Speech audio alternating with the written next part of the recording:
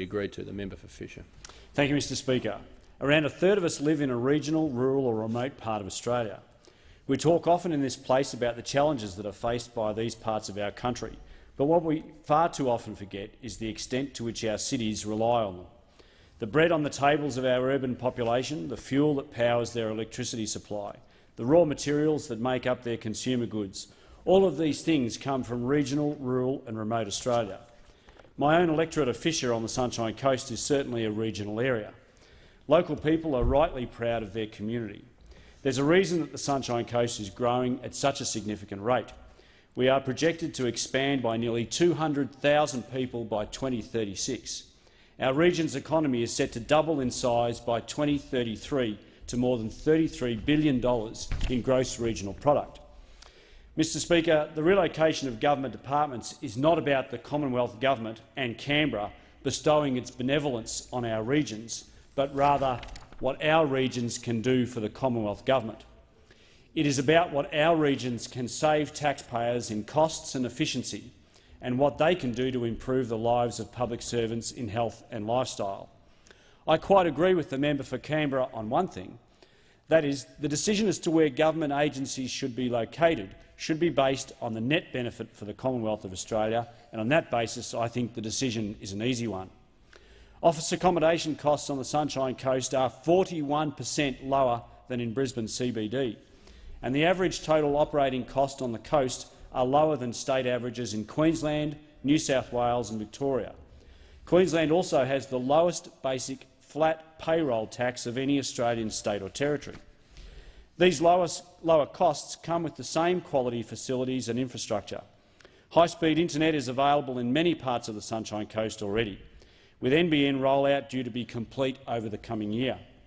The local council have in place a proposal for a submarine broadband cable, which would be the only such infrastructure on the east coast of Australia north of Sydney. That connectivity has helped to foster an innovation hub on the coast, which is quickly becoming an Australian leader.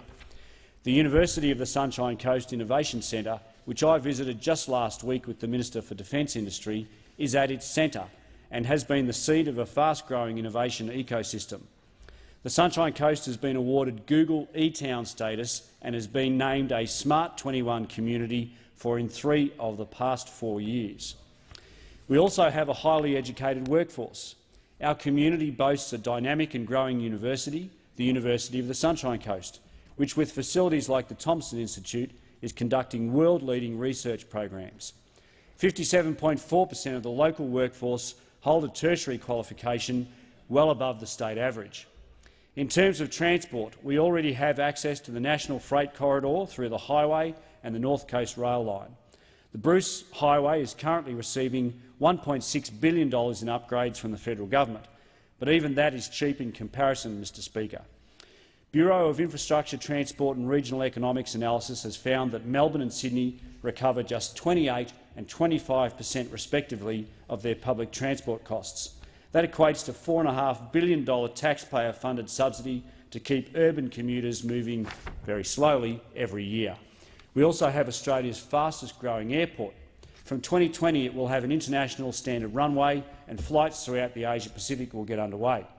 And this is not to mention the $1.8 billion Sunshine Coast University Hospital, which has made our community South East Queensland's healthcare hub. We need to recruit skilled and motivated people for our public service. Skilled and motivated people today expect the best business facilities, but they demand the best lifestyle for them and their families. That is what the Sunshine Coast can deliver. It delivers Australia's fastest-growing airport, Queensland's cutting-edge healthcare hub and the best in innovation, but it also delivers world-class beaches and magnificent hinterland. It offers 40% commercial accommodation cost savings, a highly educated workforce and low payroll tax, but it also offers spacious housing, negligible travel times to work, healthy living and family-friendly green space in abundance. We should approach this issue with a rigorous cost-benefit analysis. I think the outcome of such an analysis is clear when it comes to the Sunshine Coast. With this one, move, we can transform lives, we can transform productivity and we can transform our regions. I commend that to the House.